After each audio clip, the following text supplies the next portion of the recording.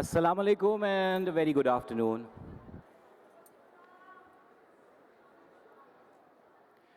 अगर हम सब सेटल कर जाएं तो हम अपना सेशन शुरू कर सकते हैं। सबसे गुजारिश है प्लीज़ अपनी कुर्सियों पे नशिस्तों पे तशरीफ़ रख लीजिए।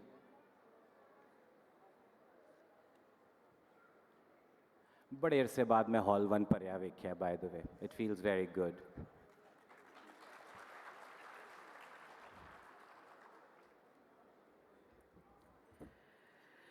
Thank you for being here, Ji. I welcome you once again to this year's LLF. बहुत अच्छा लगता है इकट्ठे होना, मेला करना, मिलजुल के बातें करना, कुछ अपनी सुनाना, कुछ आपकी सुनना, कुछ खाना पीना. This session is about Manto.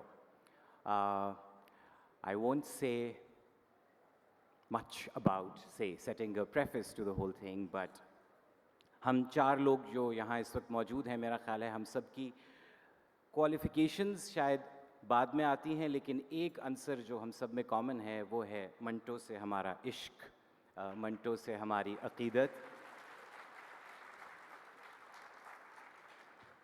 I feel very fortunate that आज हम बातचीत कर सकेंगे फिर दोबारा एक ऐसे इंसान के बारे में, उसके काम के बारे में जिसने हमारे लिए वो कुछ किया जो बहुत सी किताबें, बहुत से लिखने वाले नहीं कर सके, और वो काम था थोड़ा थोड़ा हमारी आँखों को खोलना. अपना सेशन भी खोल दो करते हैं हम. I'll begin with Shahid Mahmood Nadeem Sahib. Needs no introduction, the legend himself, the man who gave us a tradition of theatre, who gave us a lot of good television, and the man who gave me the confidence and the script of Manto. Nasreen Rahman, again, needs no introduction. Our very dear Chini Khala, who's not only a social activist, but a prolific writer and a screenwriter, and she has translated Manto अंग्रेजी में. आज का session खुसूसी तौर पे इनकी किताब की जो सीरीज़ है 3 वॉल्यूम में है जी. मंटो की तमाम कहानियाँ 250 के करीब जो शॉर्ट स्टोरीज़ हैं उन सब को एक दफ़ा फिर से अंग्रेज़ी में तर्जुमा करने का ज़िम्मा इन्होंने लिया. पहली वॉल्यूम इज़ आउट जो कि मंटो की बॉम्बे और पूना की शॉर्ट स्टोरीज़ के हवाले से है. वो आज हम यहाँ लॉन्च कर रहे हैं और उसके हवाले से भी गुफ्तगू होगी. सो चीनी खाला, thank you for being here.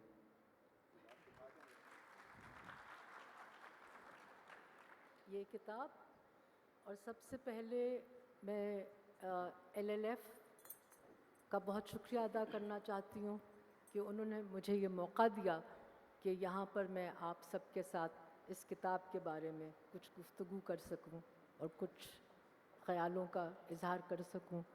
फिर ये कि भाई सरमद खूसट जिन्होंने मंटो का रोल अदा किया था, और अपनी सामिया जिन्होंने मंटो के ड्रामों में हिस्सा लिया था, और मेरे दोस्त शाहिद नदीम जिन्होंने वैसे मेरा बहुत साथ दिया. अमृतसर में भी हमने एक सेशन साथ दिया था, और शाहिद और हमारी पुरानी दोस्ती है कि जब कि हम लंदन में बेनज़ीर के फ्लैट में एमनेस्टी इंटरनेशनल के ख़त लिखा करते थे. तो शाहिद और सरमद और सामिया, अब आप लोगों के हवाले, और जो आप जिस तरह चलेंगे मैं आप लोगों के साथ साथ चलूँगी. हम आपके साथ हैं, हम आपके साथ हैं. मेरे साथ है Samiya Mumtaz, again needs no introduction जी, an actor par excellence, a star theatre, film, television, और हमारी बहुत प्यारी, बहुत अजीज़ समिया मुमताज़, और मेरा नाम है सरमद खूसट. शाहिद साहब से अगर मैं शुरू करूं, शाहिद साहब, छोटा सा सवाल, मंटो क्यों? बहुत से क्यों मंटो के साथ जुड़े हुए हैं. क्यों नहीं पढ़ाया गया, क्यों दूर रखा गया, क्यों उसके करीब आने की ज़रूरत आज 75 साल बाद भी है? ویل آپ نے مختصر سوال اگر پوچھا ہے تو اس کا مختصر جواب ہے منٹو کیوں نہیں. اور یقیناً منٹو نے جب ہم چھوٹے تھے، بہت چھوٹے تھے، تب سے ایک نو تھا کہ منٹو کا نام نہیں لینا، منٹو کو ہاتھ نہیں لگانا، اور باقی سب کچھ جائز ہے. مطلب ڈکٹیٹرشپ جائز ہے، ایکسپلائٹیشن جائز ہے، منافقت جائز ہے.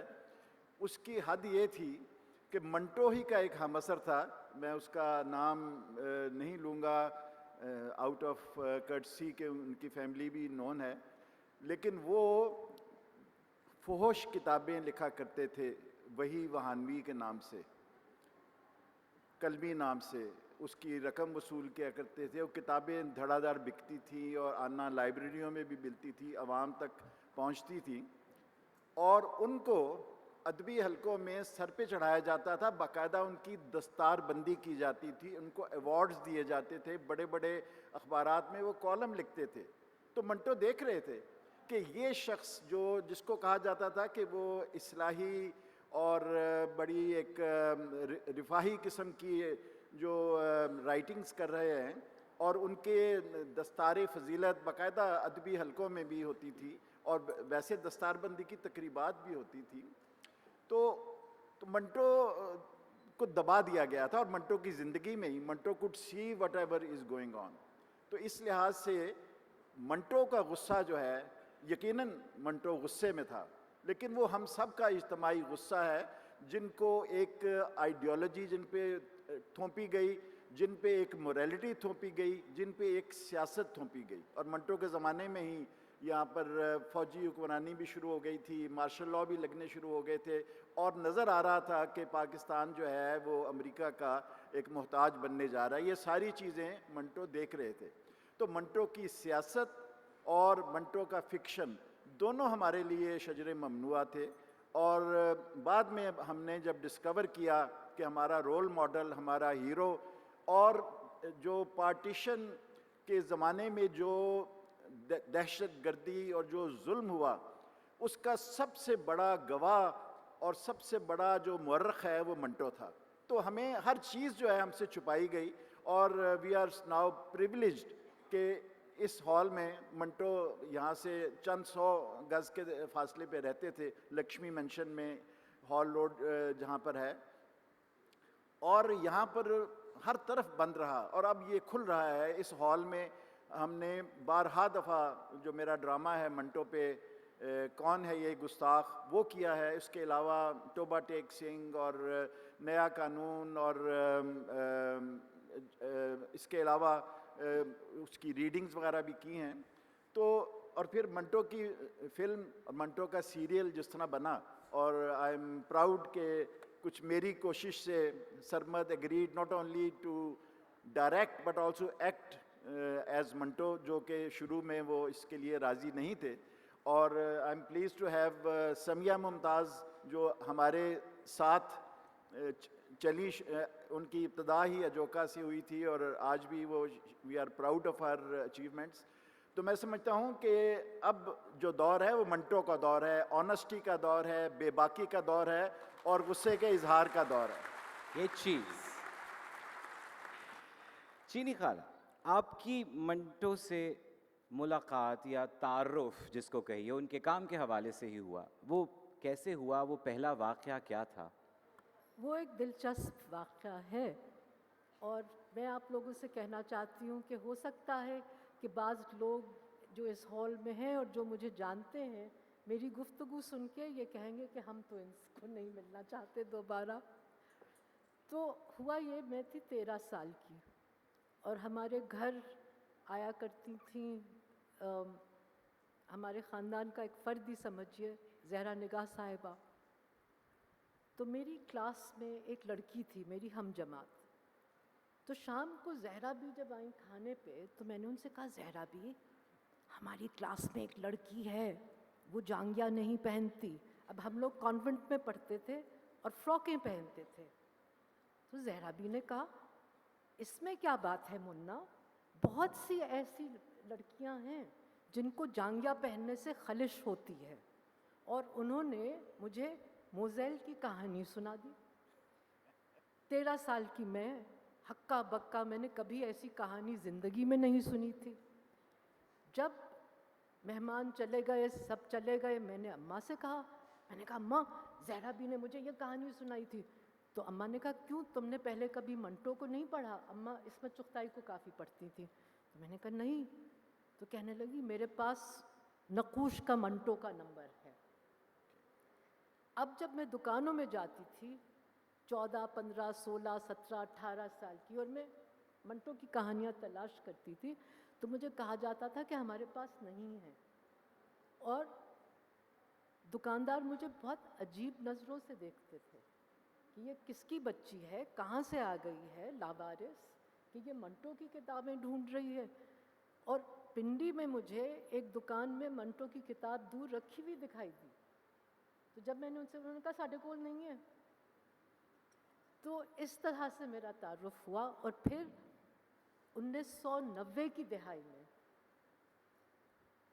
اور اب میں کافی عمر رسیدہ ہو گئی تھی، تو میری دوست آسمہ جہانگیر جو اکثر میرے پاس آ کے ٹھہرتی تھیں لاہور میں، اور وہ بڑے بڑے ڈبے اتنے بڑے بڑے تحفوں کے ان کے ہوتے تھے. تو اس بار وہ ایک سنگ میل کی کتاب لائے، میرے لیے لائیں، اور انہوں نے کہا کہ یہ کتاب جو ہے، یہ سنگ میل والوں نے، وہ تھی آتش پارے والی. تو انہوں نے کہا کہ تمہیں اچھی لگے گی. جب میں نے کہا اوف یہ منٹو کی کتاب، یہ چھاپ رہے ہیں یہ لوگ. تو نیاز صاحب کا بہت بہت بہت شکریہ. دوسری چیز یہ کہ جب میں نے یہ کام شروع کر دیا پروجیکٹ، تو یہاں پہ امینہ سید بیٹھی ہیں او یو پی کی، جی تو جنہیں میں منی کہتی ہوں. تو کراچی میں منی نے مجھے 3 جلدیں عطا کیں جو عثمانی صاحب نے ایڈیشن ان کا. تو یہ میرا تعارف ہے. مگر یہ ایسی چیز ہے کہ منٹو ایک دفعہ آپ کی رگوں میں گھس جائیں تو آپ ان سے چھٹکارا لت حاصل پڑ جاتی ہے. چھٹکارا نہیں حاصل کر سکتے. اور دوسری چیز یہ کہ کیوں منٹو آج اتنے اہم ہیں، کہ منٹو جس خون خرابے کا ذکر کرتے ہیں، جس دوغلے پن کا ذکر کرتے ہیں اپنے معاشرے میں، جس گندگی کا ذکر کرتے ہیں، وہ سب چیزیں ہمارے ارد گرد آج بھی ہیں. وہی فرقہ پرستی، وہی چیزیں. تو منٹو ہمیں گزر تو گئے تھے 1955 میں، مگر منٹو آج بھی ہمارے سامنے ایک آئینہ پیش کرتے ہیں. بالکل پیش کرتے ہیں. ایک اور نعرہ، ایک اور سلام جو ضرور بنتا ہے ہم سب کا یہاں لاہور میں بیٹھ کے، تو یہ کتاب منسوب ہے جی آسمہ جہانگیر کے نام. اینڈ اگر منٹو ہونا ایک کیفیت ہے، اگر منٹو ہونا ایک بے باکی ہے، ایک بہادری کا مظاہرہ ہے، then definitely that was also one big hero of ours. Asma Jahangir, بہت سلام. جہاں بھی ہیں خوش رہیں، ہماری سرپرستی کرتی رہیں. کئی دفعہ یہ بحث ہوتی ہے جی کہ زبان اور ادب جو ہے اس کا آپس کا تعلق کیا ہے.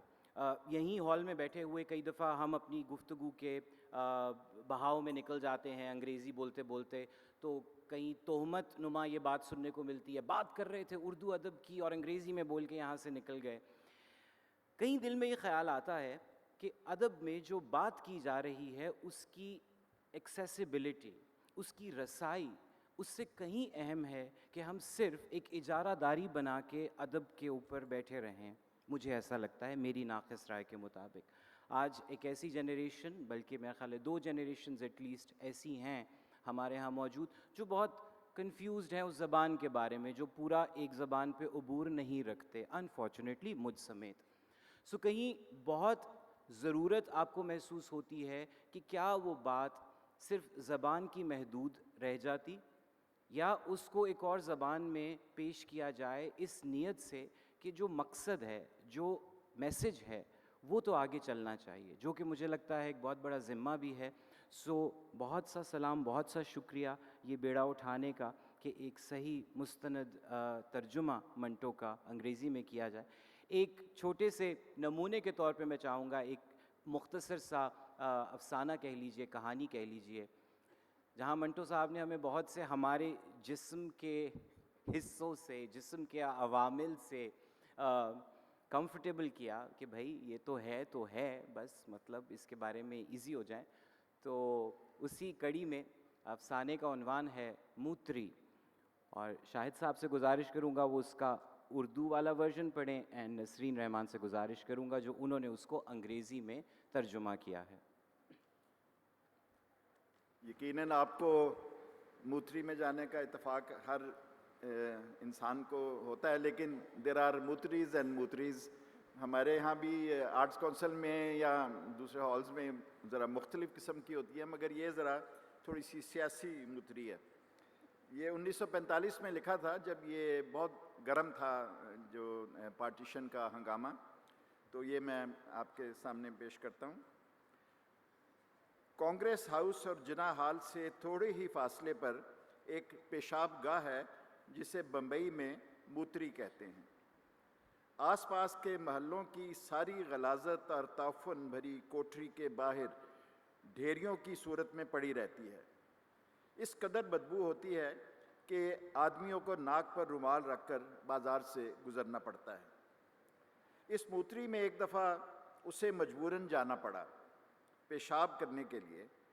ناک پر رومال رکھ کر سانس بند کر کے وہ بدبوؤں کے اس مسکن میں داخل ہوا. فرش پر غلاظت بلبلے بن کر پھٹ رہی تھی. دیواروں پر اعضائے تناسل کی مہیب تصویریں بنی تھیں. سامنے کوئلے کے ساتھ کسی نے یہ لفظ لکھے ہوئے تھے: مسلمانوں کی بہن کا پاکستان مارا. ان الفاظ نے بدبو کی شدت اور بھی زیادہ کر دی. وہ جلدی جلدی باہر نکل آیا. جناح ہال اور کانگریس ہاؤس دونوں پر گورنمنٹ کا قبضہ ہے، لیکن تھوڑے ہی فاصلے پر جو موتری ہے وہ اسی طرح آزاد ہے اپنی غلاظتیں اور عفونتیں پھیلانے کے لیے. آس پاس کے محلوں کا کوڑا کرکٹ اب کچھ زیادہ ہی ڈھیریوں کی صورت میں باہر پڑا دکھائی دیتا ہے. ایک بار پھر اسے مجبوراً اس موتری میں جانا پڑا، ظاہر ہے کہ پیشاب کرنے کے لیے. ناک پر رومال رکھ کر سانس بند کر کے وہ بدبوؤں کے اس گھر میں داخل ہوا. فرش پر پتلے پاخانے کی پپڑیاں جم رہی تھیں. دیواروں پر انسان کی اولاد پیدا کرنے والے اعضاء کی تعداد میں اضافہ ہو گیا تھا. مسلمانوں کی بہن کا پاکستان مارا کے نیچے کسی نے موٹی پینسل سے یہ گھنونے الفاظ تحریر کیے ہوئے تھے: ہندوؤں کی ماں کا اکھنڈ ہندوستان مارا. اس تحریر نے موتری کی بدبو میں ایک تیزابی کیفیت پیدا کر دی. وہ جلدی جلدی باہر نکل آیا. مہاتما گاندھی کی غیر مشروط رہائی ہوئی. جناح کو پاکستان میں شکست ہوئی. جناح ہال اور کانگریس ہاؤس دونوں کو شکست ہوئی، نہ رہائی. ان پر گورنمنٹ کا اور اس کے تھوڑے ہی فاصلے پر جو موتری ہے اس پر بدبو کا قبضہ جاری رہا. آس پاس کے محلوں کا کوڑا کرکٹ اب ایک ڈھیر کی صورت میں باہر پڑا رہتا ہے. تیسری بار اسے پھر موتری میں جانا پڑا، پیشاب کرنے کے لیے نہیں. ناک پر رومال رکھ کر سانس بند کر کے وہ غلاظتوں کی اس کوٹری میں داخل ہوا. فرش پر کیڑے چل رہے تھے. دیواروں پر انسان کے شرمناک حصوں کی نقاشی کرنے کے لیے اب کوئی جگہ باقی نہیں رہی تھی. مسلمانوں کی بہن کا پاکستان مارا اور ہندوؤں کی ماں کا اکھنڈ ہندوستان مارا کے الفاظ مدھم پڑ گئے تھے، مگر ان کے نیچے سفید چاک سے لکھے ہوئے یہ الفاظ ابھر رہے تھے: دونوں کی ماں کا ہندوستان مارا. ان الفاظ نے ایک لحظے کے لیے موتری کی بدبو غائب کر دی. وہ جب آہستہ آہستہ باہر نکلا تو اسے یوں لگا جیسے بدبوؤں کے اس گھر میں ایک بے نام سی مہک آئی تھی، صرف ایک لحظے کے لیے.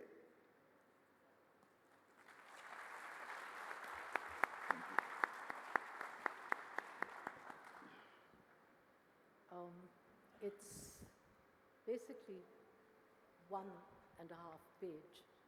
So I'm going to read it in English. And I have to say that this was one of the most difficult stories that I translated in this compendium, क्योंकि मैं बहुत से ये लफ्ज़ जो थे, हालांकि मैंने कहानियाँ तो मंटो की 1000 दफ़ा पढ़ी हुई थी, मगर मैं अपने लबों पे ये लफ्ज़ नहीं ला सकती थी. और जब तक आप आवाज़ अपने अंदर ना बसा लें, आप उसका तर्जुमा नहीं कर सकते. तो मैंने किया.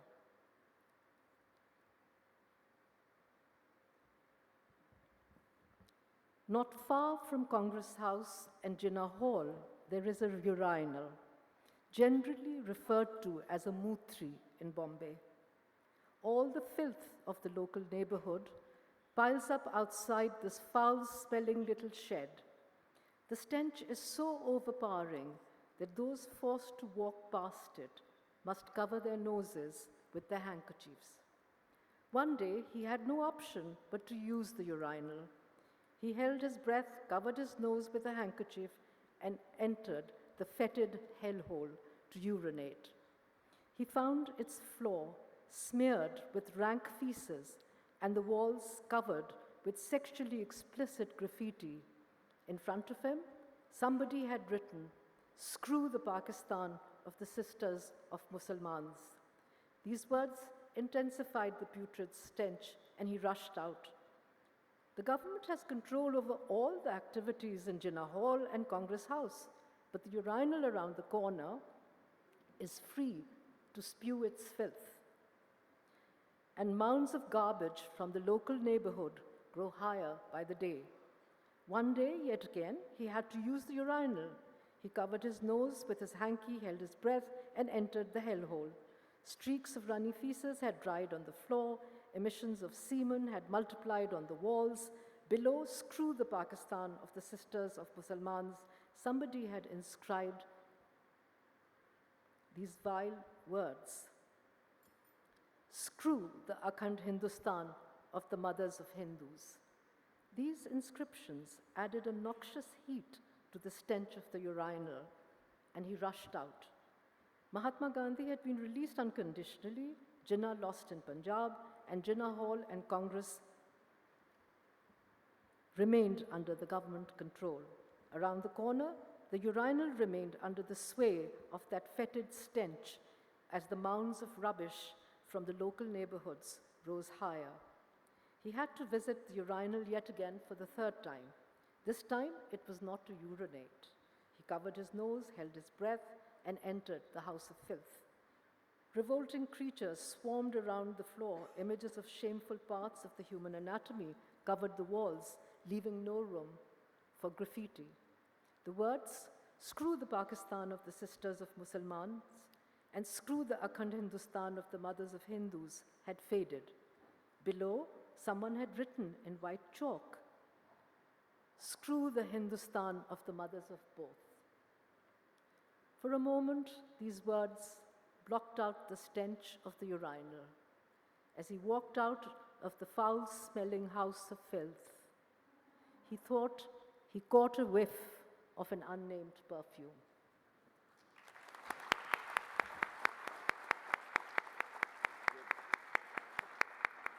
Thank you, Shahid Saab. Thank you, Nasreen. Undoubtedly, Manto साहब ने ना सिर्फ बहुत कुछ अहम लिखा, लेकिन एक ऐसी तादाद में भी लिखा जिसकी मिसाल दुनिया के अदब में आपको बहुत कम मिलती है. चाहे वो उनका अंदाज़े बयां हो, चाहे वो डिफरेंट तरह के जॉनरास और फॉर्मेट्स के अंदर लिखना हो, लेकिन शॉर्ट स्टोरी के मेरे लिए बैनुल अक़वामी अदब के 2-3 बेताज बादशाहों में से एक मंटो हैं. मंटो साहब की एक अजीम कहानी, one of his most iconic works, Hatak. लफ्ज़ हतक, मेरा ख़्याल है हम ज़िंदगी में कहीं ना कहीं ऐसी कैफ़ियत से गुज़रते हैं जब हमें लगता है कि हमारी हतक हुई है, और वो हतक क्या होती है. नसीर रहमान ने ट्रांसलेट किया है हतक को एज़ ह्यूमिलिएशन. थोड़ा सा कॉन्टेक्स्ट नसरीन रहमान से रिक्वेस्ट करेंगे कि वो उसका बिल्ड करें और मैं और समिया फिर कुछ एक्सर्प्ट्स आपके सामने उसमें से पढ़ेंगे। हतक जो कहानी है वो सौगंधी के बारे में है। सौगंधी जो हैं उनको आप एक दाश्ता कह सकते हैं, आप उनको एक तवाइफ कह सकते हैं, आप उनको रंडी भी कह सकते हैं, आप उनको प्रॉस्टिट्यूट भी कह सकते हैं, मगर मेरे ख़्याल में सौगंधी एक अजीम इंसान है। तो सौगंधी जो हैं वक्त की सताई हुई हैं और कभी कभी वो अपने आईने में देखती हैं और वो आईने से मुखातिब भी होती हैं। वो कहती हैं कि ज़माने ने मेरे साथ अच्छा नहीं किया। और सौगंधी में ये भी एक चीज़ है कि वो मोहब्बत और इश्क की तलाश में है और वो ये चाहती हैं कि जो भी उनके पास आए वो उनसे मोहब्बत कर लें। तो एक उनको टकराते हैं जो गाहक बन के उनके पास आते हैं, माधव। और माधव जो हैं वो सौगंधी को बहुत सब्ज़ बाग दिखाते हैं, वादे करते हैं और सौगंधी से पैसे उड़ा के ले जाते हैं। उनको ठेंगा देते हैं और उनके पैसे उड़ा के ले जाते हैं। तो मेरे ख़्याल में मैंने सौगंधी के बारे में काफ़ी कुछ कह दिया है। और उनके जो दलाल हैं, हर पिम्प इज़ रामलाल, जो आके उनको वक्त बे वक्त उठा के ले जाते हैं, रात को जगा के ले जाते हैं। तो मेरे ख़्याल में आपकी रीडिंग जो है वो वहाँ से है। हम दरमियान में से उसमें से एक इक्तबास पढ़ रहे हैं। सौगंधी को रामलाल दलाल ले जाते हैं और एक गाहक गाड़ी में आके रुकता है और वो उनको देख के कह के चला जाता है, What was the meaning of the ringing in her ears? Saugandhi had an irrepressible desire to wave her legs, her hands, and her arms. Where was that car? Where was the Seth? So, meant he did not like me? A profanity erupted in her stomach, but stopped as it reached the tip of her tongue. She did not understand at whom or at what to direct her anger. With these unsettling thoughts, Saugandhi climbed up to her kholi on the second floor, and taking the key out of her choli, she tried to unlock the door. But it was unlocked. Saugandhi pushed the door, which squeaked as it yawned open. Saugandhi walked in, and Madhav's laugh appeared beneath his moustache. He shut the door and turned to Saugandhi. Finally, you took my advice and went downstairs. A morning walk is good for your health. If you do this every day, all your weariness will disappear, as will the pain in your back that you complain of every other day. Did you go to Victoria Garden? No? Saugandhi gave no response, and Madhav did not express the need for one. When Madhav said something, it was not because he wanted to have a conversation with Saugandhi. He talked simply for the sake of talking. Madhav sat down on the wicker chair, the back of which had a fresh, large, nasty stain left by his greasy head. He crossed his legs and began to twirl his mustache. Saugandhi sat on her bed and said, "Actually, I was waiting for you today." Taken aback, Madhav asked, "Waiting? How did you know I was coming today?" Saugandhi's pursed lips turned into a saccharine smile. "I saw you in my dream last night, but when I woke up, there was no one around. I just felt like going out for a stroll and..." A happy Madhav chirped, "And I arrived. I tell you, great people do great things. Someone was right when he said, heart speak to hearts. When did you have this dream?" "About 4 o'clock," responded Saugandhi. Madhav got up from the chair and slunk close to Saugandhi. "And I saw you in a dream exactly at 4 o'clock. You were wearing a floral sari. Arey, wearing exactly this sari, you were standing next to me. What were you holding in your hands? Yes, you were holding a bag full of money. And you put the bag on my lap and said, Madhav, don't worry. Here, take this bag. Arey, isn't my money your money? Saugandhi, I swear upon your life, I woke up immediately, bought a ticket, and headed here. I'm so worried. A case came up out of the blue. Now, if I had 20 rupees, I'd grease the inspector's palm and sort it out. You aren't tired, are you? Why don't you lie down? Should I massage your feet? You're not used to walking. You must be worn out. Here, turn your feet towards me and lie down. Saugandhi lay down on her side. She formed a pillow with both her arms and rested her head on her hands and looked at Madhav. She asked him in an atypical tone, Madhav, who is this character who has filed a case against you? If there's a danger of jail, tell me. Forget 20, 30. At such times, even if you hand the police 50 to 100, the gain is yours. You know the saying, save your life and gain 100 million. You can stop now, I'm not so tired. Forget the massage and tell me all.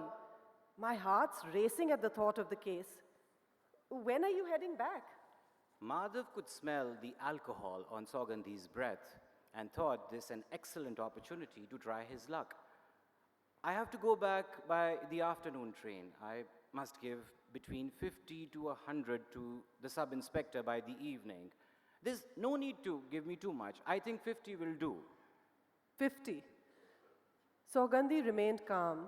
She stood up and proceeded slowly towards the 4 photographs hanging on the wall. The third from the left was Madhav's. He looked uncomfortably at the camera with his eyes wide open. Saugandhi burst into a ripple of laughter so sharp that Madhav felt needles had pierced his body. He walked up to Saugandhi and asked, whose photograph made you laugh so much? With one hand, Saugandhi pulled off the image of the turbaned man, and with the other, she removed the frame that held Madhav's photo. Madhav shrank into himself as though he feared her hand was heading for him. Saugandhi laughed out loud, and in a split second, the frame was in her hand along with the nail. She said, as she flung both photographs out of the window. As the frames fell to the ground, the sound of shattering glass reached their ears. Madhav felt something inside him had cracked. He struggled to speak but managed to say, well done, I didn't like this photo either. Saugandhi walked up to Madhav purposefully. You didn't like this photo? I ask you, is there anything in you for somebody to like? Your pakoda-like nose, your hairy forehead, your swollen nostrils, your twisted ears, the stench of your mouth, the grime on your body? And you did not like your photo? Why would you like it? It hides your defects. Madhav tried to move away from her, and finally, with his back to the wall, he found enough strength to say, look, Saugandhi, I think you've started your business again. Now I'm telling you for the last time. Saugandhi mimicked Madhav. If you start your business again, things will end between us. If you keep somebody at your place again, I will drag you by your hair and throw you out. Yes, sir. What is the rent for this kholi? Madhav felt his head go into a spin. Saugandhi continued. Well, let me tell you, the rent for this kholi is 15 rupees, and my rent is 10 rupees. And as you know, the pimp takes 2.5 rupees, and that leaves 7.5 rupees. Doesn't that leave 7.5 rupees? And for 7.5 rupees, I promised to give you something I did not have to give. And you came to take something you could not take. What bond do you and I have? None. It was just the 10 rupees that connected the two of us. You needed me and I needed you. First, it was just 10 rupees that connected us. Today, it is 50. You know it, and so do I. What's this mess you've made of your hair? Saugandhi flicked aside Madhav's cap. Madhav found this intolerable and shouted angrily, Saugandhi! Saugandhi pulled the handkerchief out from Madhav's breast pocket and threw it on the floor. This rag? Oof, what an awful stench! Pick it up and throw it out. Madhav shouted, Saugandhi. Saugandhi responded in a biting tone. Saugandhi's ass. Why have you come here? Does your mother live here that she will give you 50 rupees? Or are you some great handsome stud with whom I have fallen in love? You vile dog. You try to boss me around. Am I your mistress? You beggar, who the hell do you think you are? Who are you? A thief or a robber? Why have you come to my house at this hour? Should I call the police? I don't know if there's a case in Pune or not, but I'll file a case against you here.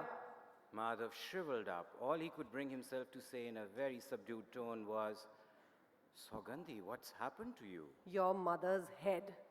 Who are you to ask me such questions? Get lost or else. Saugandhi's itchy, scratchy, mangy dog woke up, agitated, looked at Madhav and began to bark. Madhav was terrified. And as he leaned forward to pick up his cap, Saugandhi roared. Don't you dare. Leave it there and just get lost. I'll send it to you by money order. She began to laugh and sank into the wicker chair. Her itchy, scratchy, mangy dog continued to bark and barked Madhav out of the room. After seeing Madhav off down the stairs, the dog returned, shook its mangy tail, sat down at Saugandhi's feet, and fluttered its ears. Saugandhi sat on the wicker chair for what seemed like an age. She racked her brain but could not come up with a remedy to console her aching heart. She lifted her mangy dog in her arms and lay down on her teak bed and fell asleep with it by her side.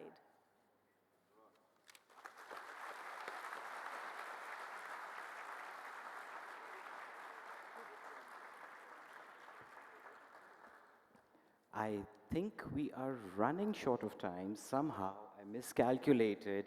How about, with your permission, I open the house now for questions? It's only 13 minutes. Shall I?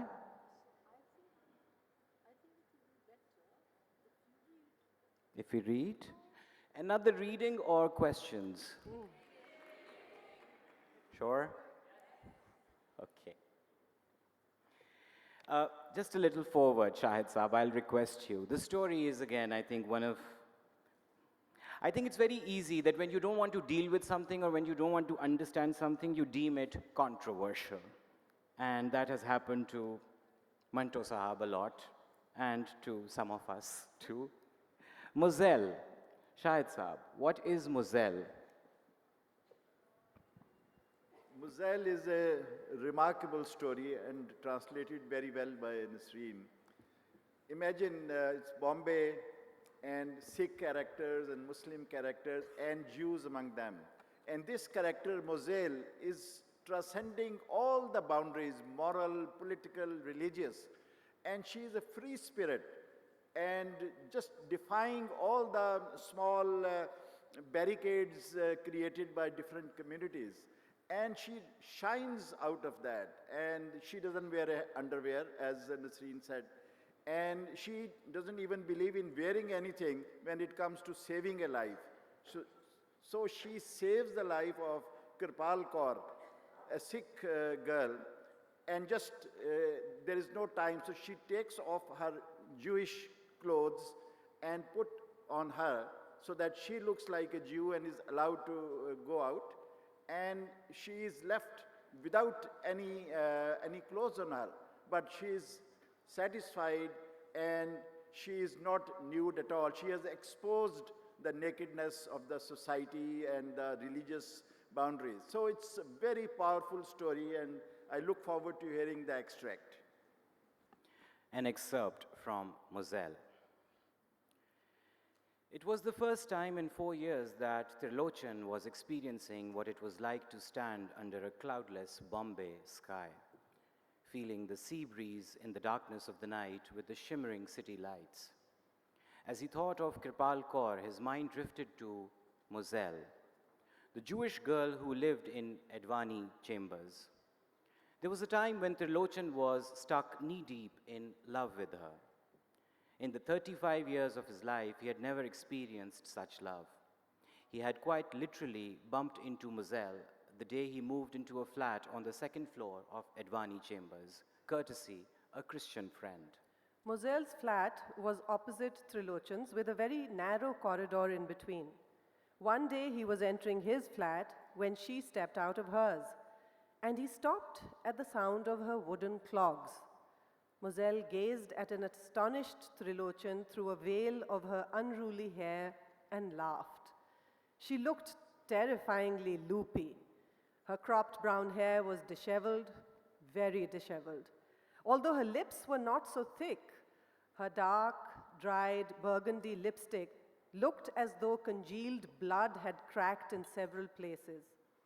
She was wearing a long, baggy kaftan, and through its open collar, Trilochan could see almost 3/4 of her large breasts. Moselle's arms looked as though tiny clippings of hair had fallen on them during a trim at the hairdresser's. Hurriedly, Trilochan fished his keys out of his pocket and was unlocking his door when one of Moselle's clogs slipped on the greasy cement floor, and she fell on him. Her long kaftan climbed up, and Trilochan found himself caught between her two rather strong, bare legs. He tried to stand up, but to his bewilderment, Trilochan found himself trapped by Moselle in her entirety. He felt a bit like soap spread across her entire body. A breathless Trilochan apologized using the most appropriate words he could find. Moselle adjusted her kaftan and smiled. These clogs are kandam. She tucked her big and adjoining toes into the errant clog and stepped out of the corridor. Trilochan thought it would be a challenge to befriend her, but in next to no time, Moselle became quite unrestrained in his company. Still, if he tried to proceed further than her arms and lips, she ticked him off in a manner that made his passion retreat into his beard and mustache. Trilochan continued to suffer for 2 years, but he remained steadfast. Trilochan was gorgeous. Before he sprouted a beard and mustache and roamed around his village with his long hair hanging loose, people frequently mistook him for a beautiful adolescent girl. He knew better than most that the bushy mass of his beard concealed his perfect features, but he was a sensitive and dutiful son with profound respect for his religion. Besides, he did not wish to disassociate himself from the practices that were outward symbols and professions of his faith. He asked Moselle, "What are you doing?" She answered with the pins clenched between her teeth, "Your hair is very soft. I was wrong to think it could clean my navy blue skirt. Triloch, give it to me. I'll have it plaited and made into a first-class handbag for myself." Trilochan turned towards Moselle and said in a very grave tone, "To this day, I have never poked fun at your religion. Why do you do this? It's not good to play with someone's religious feelings. I would never put up with this, but I do because I love you immediately. Don't you know this?" Moselle began to play with Trilochan's beard. "I know." Then, Trilochan folded his beard deftly and removed the pins from Moselle's teeth. "You know my love is not some nonsensical fancy. I want to marry you." "I know." Moselle tossed her hair ever so slightly and stood up. She began to study the paintings hanging on the wall and said, "I've almost decided to marry you." Trilochan jumped up. "Truly?" Moselle's thick burgundy lips parted in a wide smile, revealing her perfect white teeth. "Yes." With his beard half wound up, Trilochan squeezed Moselle to his chest. "When? When?" Moselle moved away. "When you have your hair chopped off." Trilochan was in a give-it-all-one's-got mood, and without thinking, he said, "I'll have it chopped off tomorrow." Moselle broke into a tap dance number. "You're talking nonsense, Triloch. You don't have the guts."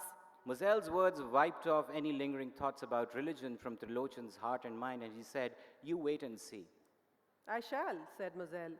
She stepped forward hurriedly, kissed Trilochan's mustache, and walked off, muttering, "Pooh, pooh."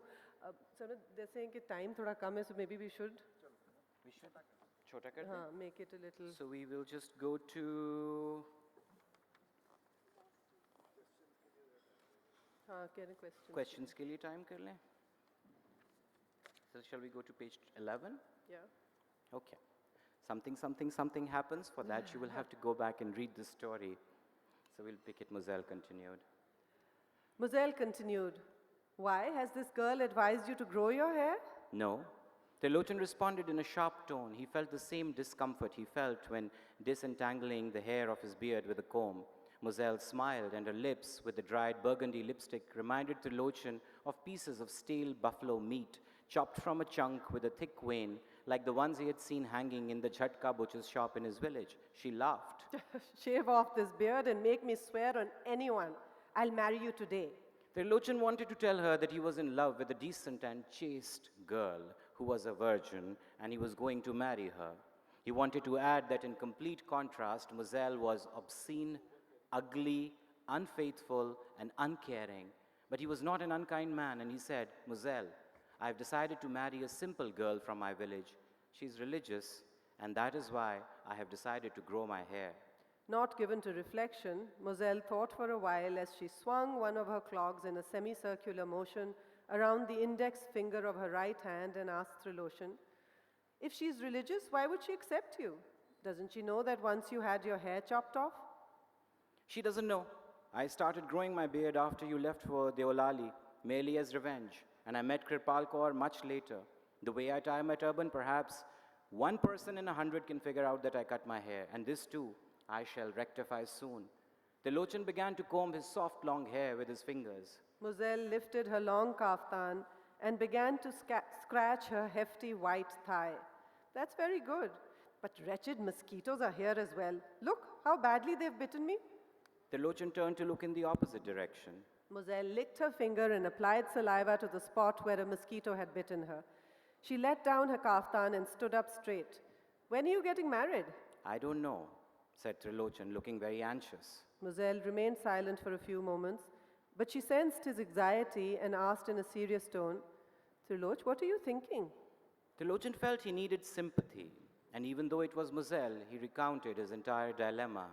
Moselle laughed. "You are an idiot of the first order. Go and bring her. What's the difficulty?" Difficulty? Moselle, you can't appreciate the delicacy of this situation, or any situation. You are a hot-headed girl, and this is the reason our relationship couldn't last. It is something I will regret all my life. Moselle banged her clog on the water pipe. "Regret be damned, silly idiot. Just think. You must rescue what's her name from that neighborhood, and here you are weeping over our relationship. Our relationship could never have lasted.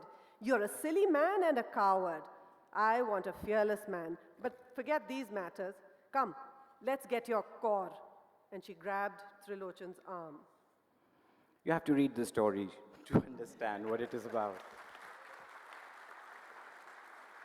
Are we carrying over or wrapping up? Questions?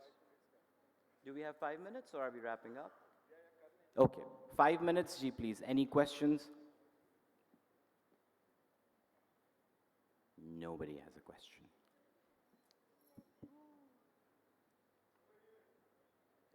Over there. Do you have a microphone or can you just...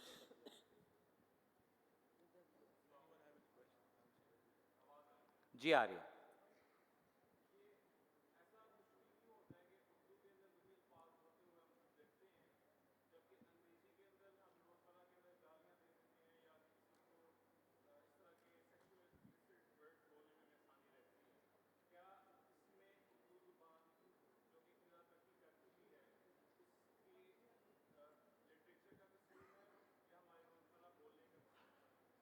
وہ بول رہے ہیں کہ اردو میں ہم کیوں زیادہ شرم یا آر محسوس ہوتی ہے وہ الفاظ بولتے ہوئے، جبکہ انگریزی میں ہم وہ الفاظ اپنی روزمرہ میں بول کے ایزیلی بول جاتے ہیں.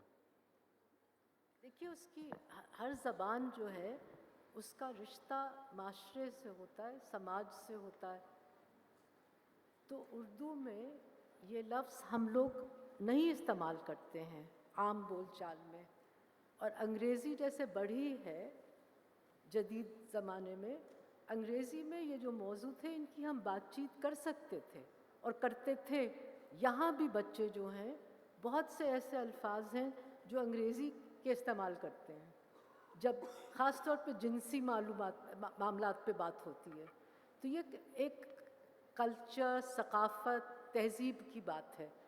اور مجھے یہ احساس بھی نہیں تھا کہ 13 سال کی عمر سے جب میں پڑھ رہی تھی منٹو،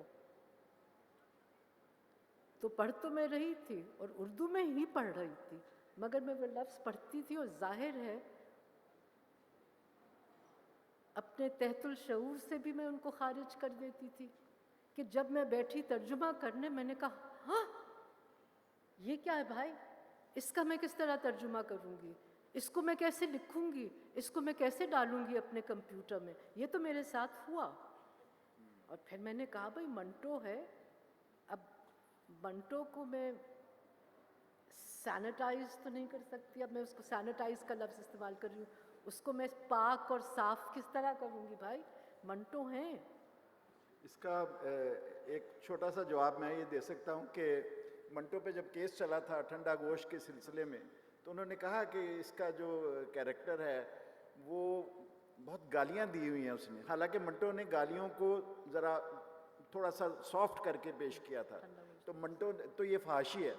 منٹو نے کہا کہ یہ جس طرح کا انکوتھ کیریکٹر ہے، جس طرح کا وحشی کیریکٹر ہے، اس کے منہ سے میں گنگا جمنا دھلی زبان تو نہیں ڈالوں گا، اگر میں یہ گنگا جمنا دھلی زبان یوز کرے تو وہ فحاشی ہوگی۔ تو اس لحاظ سے منٹو کے کیریکٹر جو ہیں اس کے حساب سے وہ بات کرتے ہیں۔ اور جہاں تک گالیوں کی ٹرانسلیشن کا تعلق ہے تو میرا خیال ہے کہ انگریز ابھی ہم سے بہت پیچھے ہیں، انہوں نے ایف ورڈ آج سیکھا ہے، ہم صدیوں سے استعمال کر رہے ہیں۔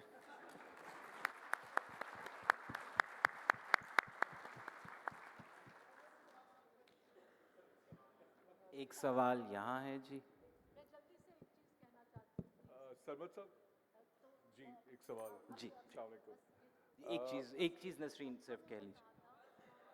یہ مائک وہ آن ہے نا تو آواز نہیں جائے، بول لینا۔ میرا آن ہے، ہاں میرا آن تھا، تو منٹو نے یہ کہا تھا کہ ان سے کسی نے کہا نا کہ آپ فحاش ہیں وغیرہ وغیرہ، تو انہوں نے کہا کہ دیکھیے میں زمانے کی عکاسی کرتا ہوں، میں زمانے کو چولی نہیں پہنا سکتا، وہ ایک درزی کا کام ہے اور میں درزی نہیں ہوں۔ جی سر، غالباً یہ آخری سوال ہی ہوگا جی۔ السلام علیکم، وعلیکم میرا نام خرم ہے اور میں تمام پینلسٹس کا بہت شکریہ ادا کرنا چاہتا ہوں فار یور۔ میرا سوال سرمد صاحب آپ سے ہے، میری خوش قسمتی ہے کہ آپ کا منٹو فلم میں نے دیکھی ہوئی ہے۔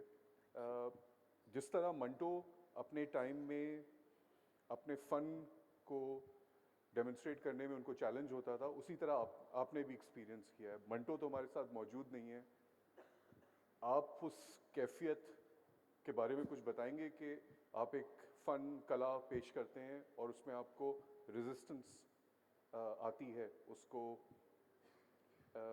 ڈیمونسٹریٹ کرنے میں، تو ان چیلنجز کے بارے میں جو ایک اداکار کو، ایک فنکار کو محسوس ہوتے ہیں، اس کے بارے میں آپ کچھ کہیں گے؟ شکریہ۔ سب سے پہلے تو جی یہ صرف میرے ساتھ نہیں، شاہد صاحب یہاں بیٹھے ہیں، شاہد صاحب نے اس زمانے میں ریزسٹ کیا ہوا ہے جس زمانے میں بہت سی زبان بندی تھی، بہت سی چیزوں پہ بہت سے پہرے تھے۔